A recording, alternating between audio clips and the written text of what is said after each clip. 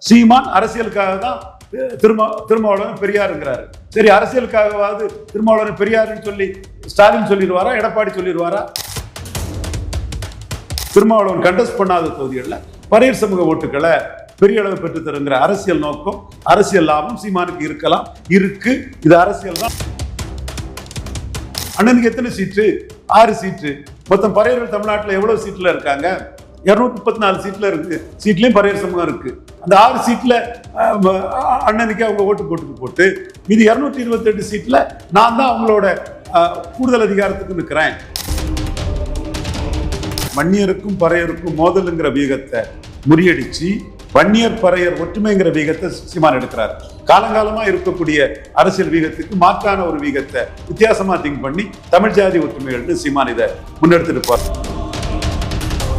விஜய் போன்றவர்கள்லாம் ஆணவத்திலையும் இதுலயும் இவங்கெல்லாம் செத்தவங்கிற மாதிரி பேசுறாரு. நீ தைரியம் இருந்தா இவங்களையும் சேர்த்து தான் சொன்னு சொல்லு. ஒட்டுமொத்த பறையர் நலனுக்காக சீமான் இருக்கிறது. பறையர்கள் மத்தியில ஒரு விழிப்புணர்வை கொடுக்கும்னா சீமானுக்கு கூடுதல் லாபம் கிடைக்கும். நான் சொல்றது உண்மைன்னு திருமாவளவனுக்கும் தெரியும், சீமானுக்கும் தெரியும். அரசியல் பேரவை நேயர்களுக்கு வணக்கம். நான் உங்கள் பிருந்தா சங்கர். இன்று நம்மோடு சிறப்பு விருந்தினராக அணிந்திருப்பது அரசியல் மூத்த திறனாய்வாளர் ரவீந்திரன் துரைசாமி அவர்கள். வணக்கம் சார். வணக்கம் பிருந்தா. எப்படி இருக்கீங்க? நல்லா இருக்கமா? நல்லா இருக்கிறியா? நல்லா இருக்கேன் சார்.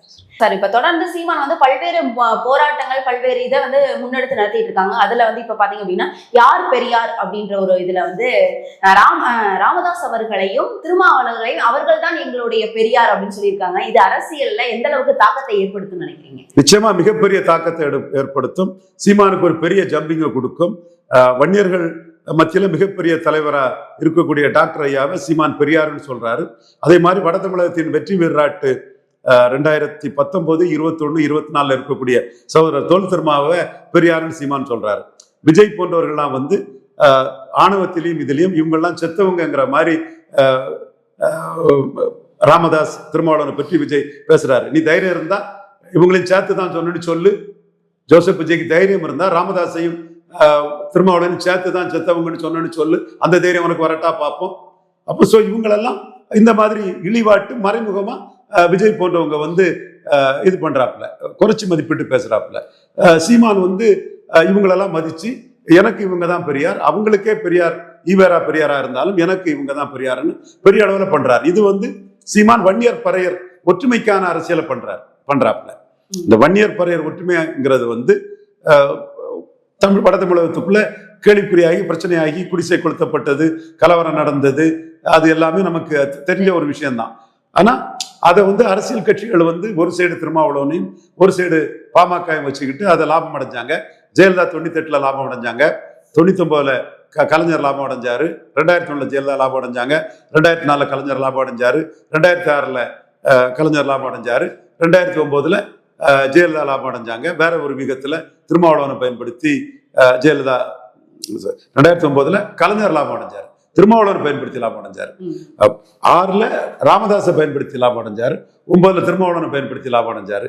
அதுக்கு பிறகு 19ல திருமாவளவனை பயன்படுத்தி ஸ்டாலின் லாபம் அடைஞ்சாரு, 21ல ஸ்டாலின் திருமாவளவனை பயன்படுத்தி லாபம் அடைஞ்சாரு, 24ல திருமாவளவனை பயன்படுத்தி ஸ்டாலின் லாபம் அடைஞ்சாரு. இப்படி திமுக அண்ணா திமுக இந்த பகையை பயன்படுத்தி அவங்க அரசியல் லாபத்தை அடைஞ்சிட்டு இருக்கும் போது சீமான் வன்னியர் பறையர் ஒற்றுமைக்காக இருக்கிறார். பறையர்கள் பெரிய அளவுல சீமான் இருக்கிறாங்க.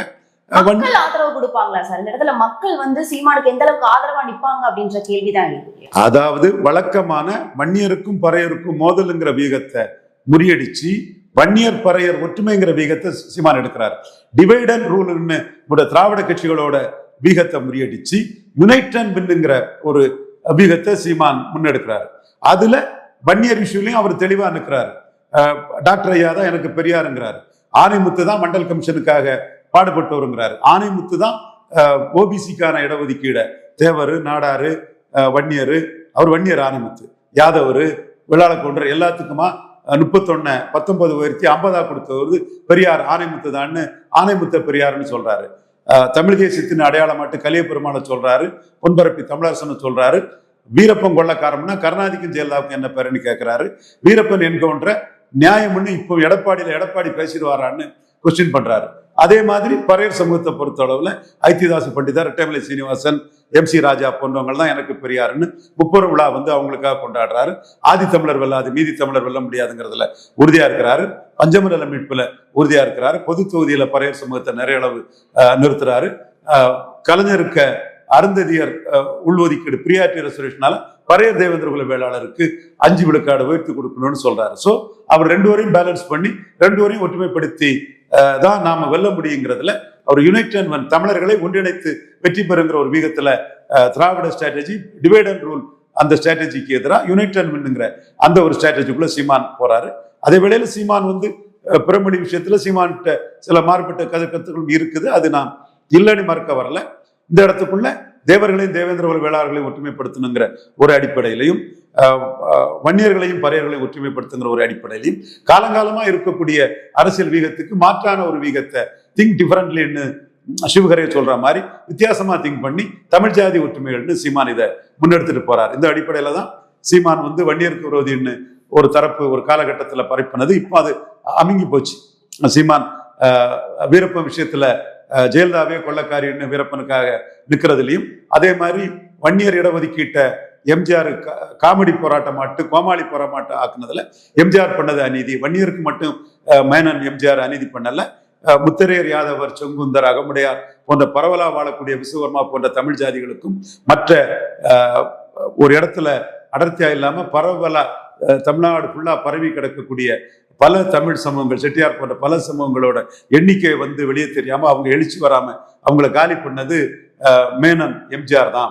ஜாதி வாரி கணக்கு எடுத்தா மேனனுக்கு எண்ணிக்கை எவ்வளவுன்னு தெரிஞ்சு போங்கிறக்க அவர் எடுக்கலன்னு எம்ஜிஆரே அடிச்சு சீமான் அரசியல் பண்ணார். முந்தைய காலகட்டத்துல ராமதாச எம்ஜிஆர் கோமாளி ஆக்கிட்டாரு, தமிழ்நாட்டின் இடஒதுக்கீடு 25 கோடி ஆக்கிட்டாரு, ராமதாச பபுன் ஆக்கிட்டாருன்னு மற்ற ஜாதிகாரர்களும் சந்தோஷப்பட்ட ஒரு சூழ்நிலையிலையும், அதுல வன்னியர்களே ஒன்றும் பண்ண முடியாத ஒரு சூழ்நிலையிலும் சீமான் வந்து ஜாதிவாரி கணக்கெடுப்பு விஷயத்துல பாமக நிலைப்பாட்டுக்கு, வன்னியர் நிலைப்பாட்டுக்கு ஆதரவான ஒரு நிலைப்பாட்டை முன்னெடுத்து போறாரு. சோ இந்த அவரோட நோக்கம் தமிழர்களை ஒன்றுபடுத்தி வெல்ல வேண்டும்ங்கிற அந்த நோக்கத்துல போறாரு.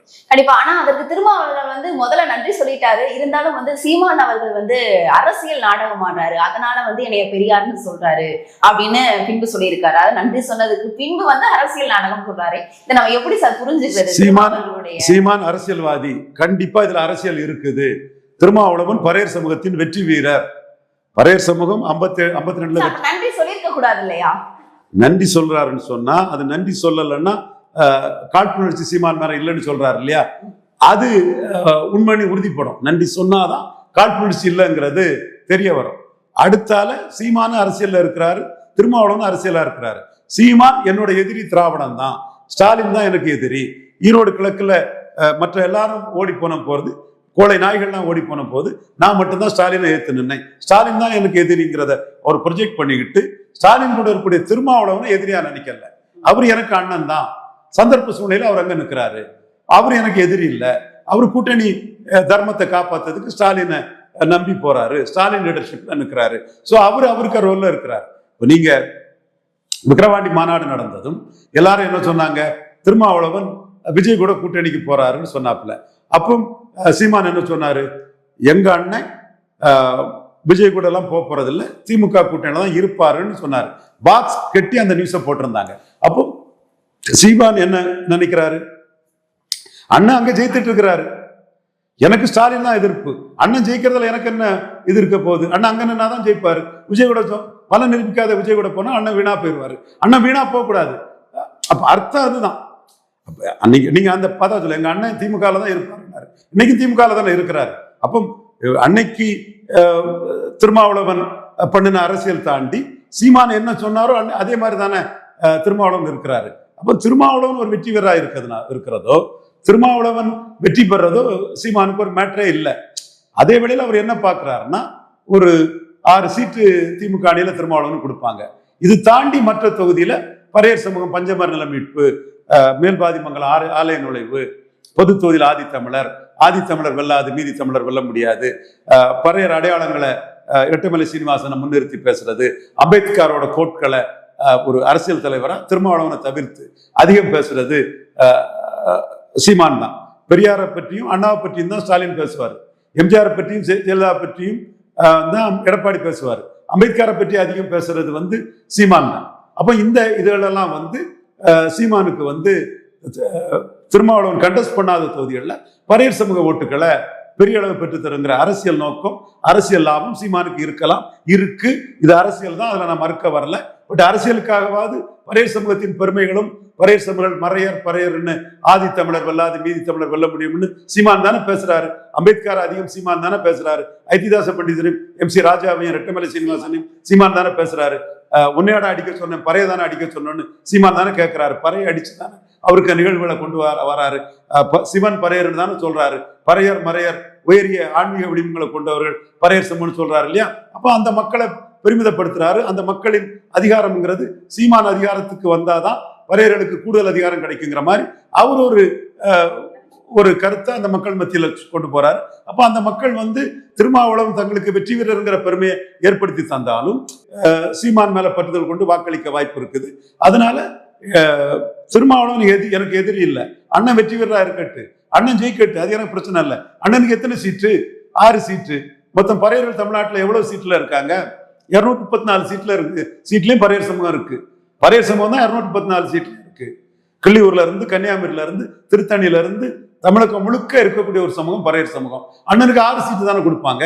அந்த 6 சீட்ல அண்ணனுக்கு அவங்க ஓட்டு போட்டு மீதி 228 சீட்ல நான் தான் அவங்களோட கூடுதல் அதிகாரத்துக்கு நிற்கிறேன். நான் அவங்க பிரச்சனையை எடுத்ததுனாலதான் 2 மந்திரி அவங்களுக்கு கிடைச்சது. உயர்கல்வித்துறை மந்திரி கோவிச்செழியனுக்கு நான் அந்த பிரச்சனையை எடுத்ததுதான் கிடைச்சது. அப்போ நான் இந்த மக்களோட பிரச்சனைகளை பேசுறேன். இந்த மக்களோட பிரச்சனையை நான் பேசலைன்னா இவங்களை இதை விட அரசியல் அதிகாரமற்றவர்களாட்டு, முக்கியத்துவமற்றவர்களாட்டு ஆக்கிடுவாங்க. அப்போ திரும்ப அண்ணனுக்கே நான் தான் வெளியே இருந்து பாதுகாப்பு.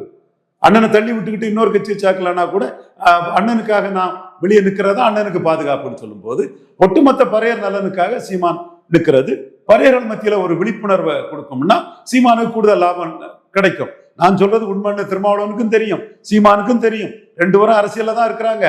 அது மட்டும் இல்ல, சீமான் அரசியலுக்காக தான் திருமாவளவன் பெரியாருங்கிறாரு.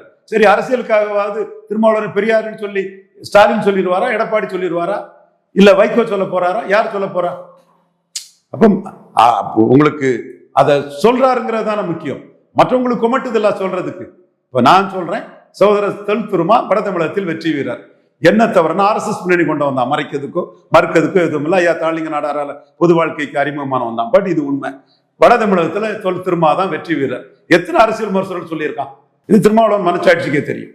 கண்டிப்பா சார், உங்களுடைய அரசியல் திறனாய்வு 2026 எந்த அளவுக்கு வெற்றி பெறுது அப்படின்றத பொறுத்திருந்து பார்ப்போம். அரசியல் ரீதியா இருக்கக்கூடிய பல்வேறு விவரங்களை எங்களோட பகிர்ந்தமைக்கு நன்றி. நன்றிமா பிருந்தா.